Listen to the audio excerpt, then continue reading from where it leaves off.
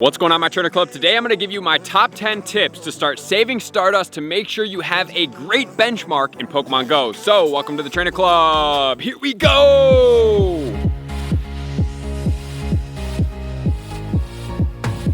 Welcome back, everybody. Let me know in the comments below, how do you feel about your Stardust place in Pokemon Go right now? Because you guys have seen me talk quite extensively about a bunch of different things, including Stardust Benchmarks. So Stardust, in my opinion, and maybe more than just my opinion, more of like a fact of Pokemon Go, is probably one of the biggest influential factors of you being able to fully maximize your gameplay in Pokemon Go. By powering up your Pokemon, unlocking second charge moves, competing in Go Battle League at a high level, it all comes down to having enough Stardust. Essentially, sometimes it has to do with rare candy and your level, but most importantly, it's about the Stardust. So today we're going to talk about my top 10 tips to help you save Stardust in Pokemon Go, because actively right now I have over 25 million Stardust, and I have a lot of Pokemon that I have maxed out as well. Oftentimes you see people like, save your Stardust, and you guys are like, well, why don't you power up Pokemon? I do power up Pokemon. I've powered up a lot of Pokemon. If you guys want to see some of my top Pokemon that are all maxed out, you guys can check them out as we're talking right here and I scroll through them. So today, I'm going to give you the first concept that I think is very important in Pokemon Go before I get into the top tips. It is going to be Stardust Benchmarks. And what I mean by Stardust Benchmark is you have an amount of Stardust that you do not go below unless you absolutely need to. The reason why is you want to have this reservoir of Stardust built up. It's kind of like your safety net in your savings account in real life, that if something crazy were to have happened, maybe a brand new raid boss comes out that we have no counters powered up for, or Go Battle League drops and you need to power up a complete new team of 6 Pokemon in order to compete, or you have a tournament coming up, you have this amount set up. I would say the absolute minimum benchmark in Stardust that you do not go under is 1 million Stardust. If you guys are teetering at the 0 Stardust, let me know in the comments below how much Stardust everybody has in this. I'm very curious. That's a very good comment. That should be your benchmark. Everything above that you can then spend. That's how I like to play it. And obviously, as I played more and more and I had all the counters powered up, it kind of just started growing and growing, and I would power up an occasional counter because I had most of them powered up, and I still power them up. But I have learned to utilize specific tips that help you raise your Stardust and power up Pokemon at the same time without having to deplete all the Stardust that you did get. So what we're going to go over today is how to maximize out completely on the Stardust, starting with my number 1 tip, which is going to be auto catchers. If you guys have not seen what is the top auto catcher in Pokemon Go video that I did make, you're going to want to check it out up here. But an auto catcher allows you to play Pokemon Go even when you're not playing Pokemon Go. What I mean by that is you can play Pokemon Go in the background, and as long as you have bag maintenance as well as storage maintenance, you will be able to go and get as many Pokemon as possible when you're walking around. Not only are you hatching eggs potentially at that time because you're walking and accumulating distance, you are also catching Pokemon that can get you shinies and ultimately will accumulate Stardust in the background. So whenever you are out, whether it be with family, whether it be going on a trip, whether it be going on a walk or a bike, you have your auto catcher on. All you have to do is check occasionally to make sure it's still synced and your bag is not full and you have enough red balls. You can catch as many Pokemon as possible and you can keep accumulating Stardust in the background. My tip number 2 is going to be play as much as possible, especially during events that have boosted Stardust. So I know this kind of sounds pretty self-explanatory, but when it comes to calm days, when it is 3 times catch Stardust, I plan to fully play as much as possible on that. And so there was events all the time where they would have increased bonuses during those events.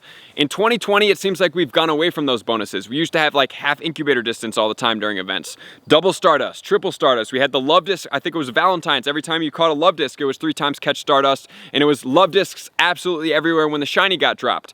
However, that's not really the case anymore. So I would say if that ever comes back in the future and you're watching this video and I make videos about event tips, playing those events really, really hard, because it used to be you get 2 times catch Stardust for like a week, which was like play really hard during that time frame, put a little bit extra time, and then you can kind of chill after that and let that go away.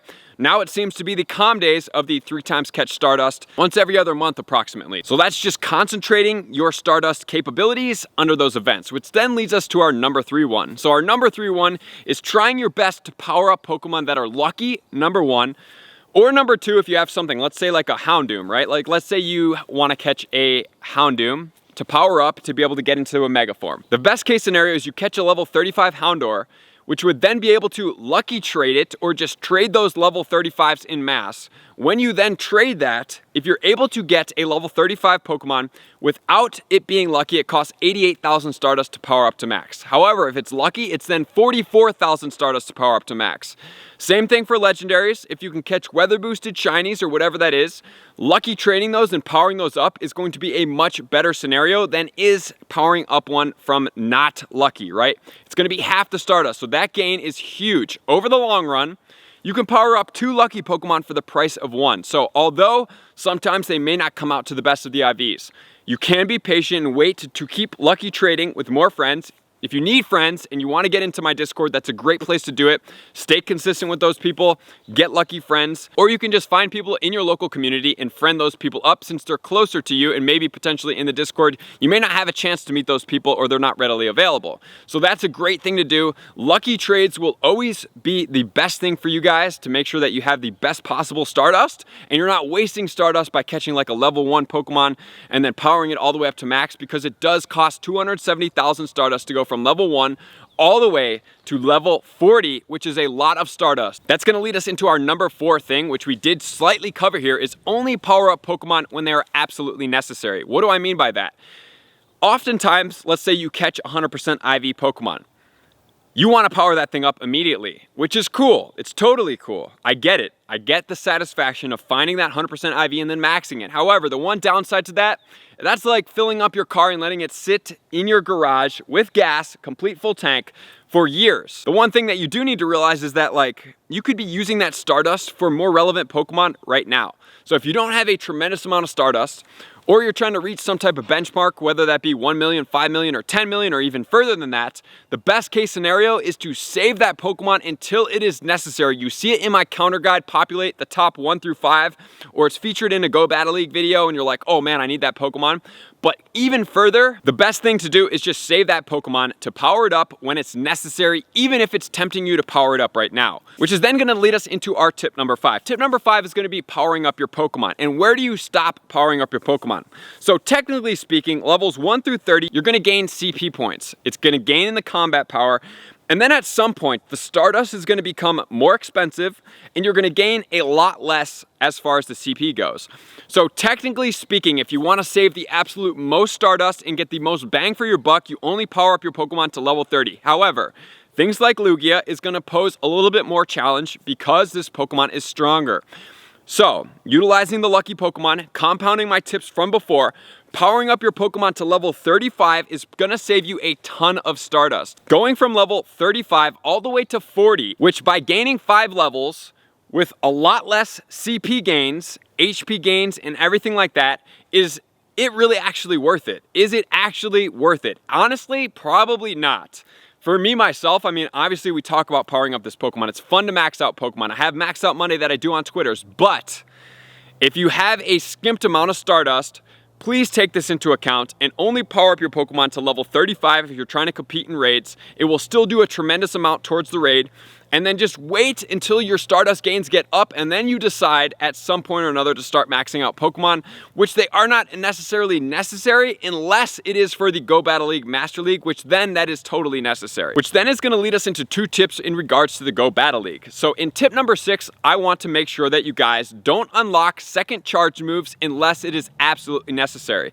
Unless you have, with tip number 7, tested out this Pokemon before you unlock the second charge move. What I mean by that is sometimes you may go to pvpoke.com, you may see Lugia, you're like, oh my gosh, I want to have a Lugia for my team. So what do? You max it, you unlock the second charge move, then you start testing it, and then you see how good that Pokemon is, and then maybe you don't like how that Pokemon charges, how it takes specials, what the prevalence of its counters are in the leagues, and you sit at that place, which is problematic. So instead of unlocking a second charge move on that Pokemon, number 1 for the Go Battle League, test that Pokemon. Maybe play against a couple friends, just be like, hey, let's use Ultra League Pokemon. I'm gonna test out a Lugia. I wanna see how its attack works, how long it takes to charge. Do I like using this Pokemon? Because in the Master League, it's ranked 7 before you unlock a second charge move and you max it out. So that is going to save you a tremendous amount of Stardust because I have done it. I did it for a Dusclops.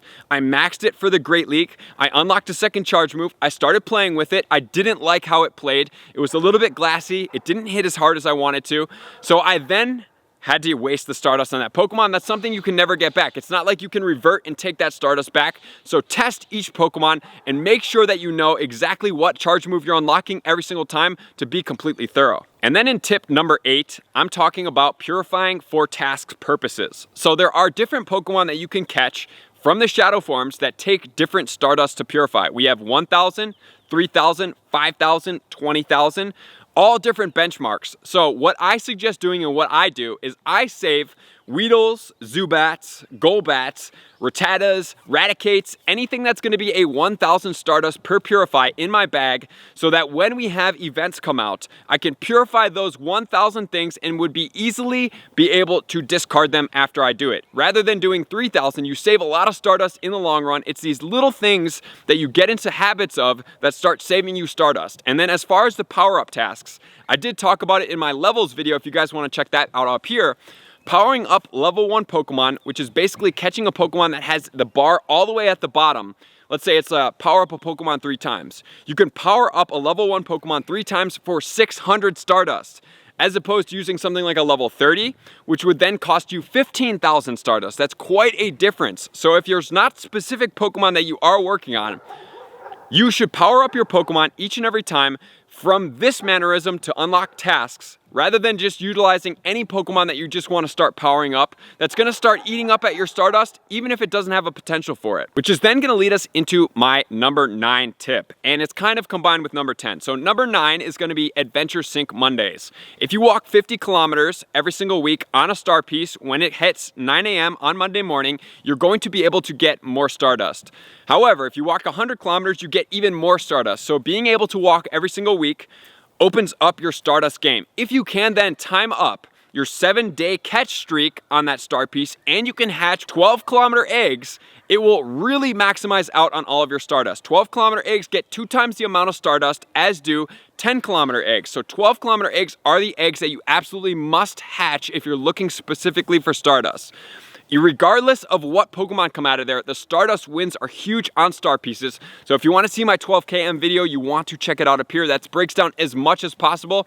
If you hatch 9 12-kilometer eggs every week, you do your Stardust, you sync up with your 7-day catch streak on this, and you grind as well, you're going to be probably grossing just from that 30-minute star piece over 100,000 Stardust, which is absolutely huge. If you do that over a month, you're going to be approximately at 400,000+ Stardust for 4 hours of gameplay. That is a lot. That doesn't account the raids you do, the Pokemon you have, the auto catchers you use, the tasks you save on, the Pokemon you're not powering up because they're not useful. It all adds up in Pokemon Go. So if you use these top 10 habits, you start with your Stardust benchmark and you keep powering up from there, this is going to be a monumental game changer for you. You will be completely free in Pokemon Go to be the best trainer you possibly can be.